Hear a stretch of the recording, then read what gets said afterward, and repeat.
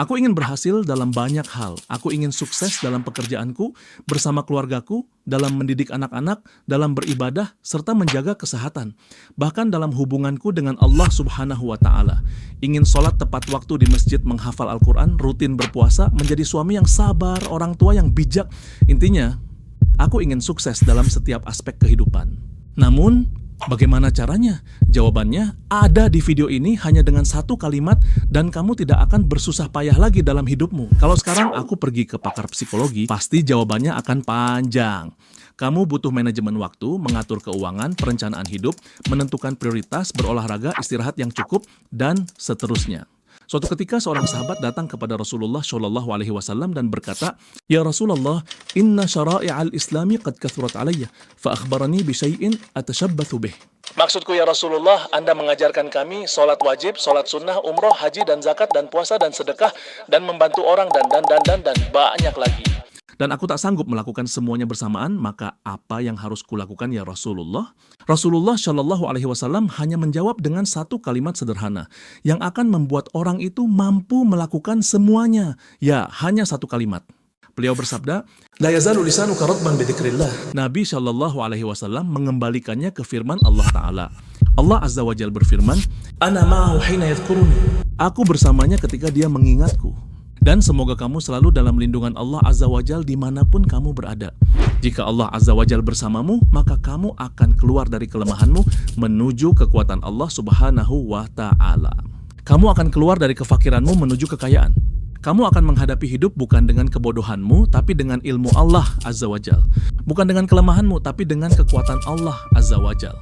Kamu akan merasakan bahwa kamu mulai masuk dalam level kehidupan yang berbeda. Perhatikan firman Allah Azza wa Jalla, "Aku bersamanya ketika dia mengingatku." Mengapa ini bisa berdampak sangat besar di kehidupanmu? Mari kita ambil contoh satu zikir yang akan merubah kehidupanmu. La haula wa la quwata illa billah. Tiada daya dan kekuatan kecuali dengan pertolongan Allah. Aku berzikir dengan ini setiap hari. Sekarang mari kita analisa bersama. La haula, tidak ada daya untuk meninggalkan dosa. Wala quwata, tidak ada kekuatan untuk taat. Illa billah, kecuali dengan pertolongan Allah Azza wa Jalla. Tidak akan ada kekuatan meninggalkan maksiat. Tidak ada kekuatan untuk taat kecuali dengan Allah Azza wa Jalla. Tidak ada kekuatan keluar dari kegagalan. Tidak ada kekuatan menuju kesuksesan kecuali dengan Allah Azza wa Jalla.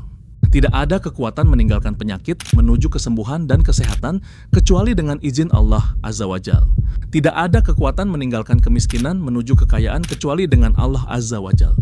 Tidak ada kekuatan meninggalkan sifat buruk, rasa malas dan lesu, atau untuk memiliki sifat baik, semangat, serta inisiatif kecuali dengan Allah Azza wa Jalla. Itulah kalimat yang akan memberimu kekuatan, karena kamu sedang memindahkan dirimu dari kekuatanmu sendiri menuju kekuatan Allah Azza wa Jalla, yang maha kuasa atas segala sesuatu. Bahkan kalau kamu sedang bergelut dengan dosa, atau memiliki kekurangan, atau sifat buruk yang kamu tidak sanggup tinggalkan, ucapkanlah, La haula wa la quwata illa billah. Katakan, Ya Rabb, jauhkan dariku sifat buruk ini. Percayalah padaku, dengan kalimat ini tidak ada lagi hal yang terasa sulit, tidak ada lagi proyek halal yang terasa berat, tidak ada lagi ibadah yang terasa mustahil, tidak ada lagi dosa yang sulit kamu tinggalkan, tidak ada lagi perubahan hidup yang mustahil kamu capai. Ingatlah saat kamu ingin maksiat atau malas melakukan suatu ibadah dan ingin menyingkirkan semua itu, ucapkanlah, La haula wa la quwata illa billah. Atau ketika kamu sedang dihadapkan dengan suatu hal yang sangat mustahil, ucapkanlah kalimat, La haula wa la quwata illa billah. Percayalah itu tidak akan terasa sulit.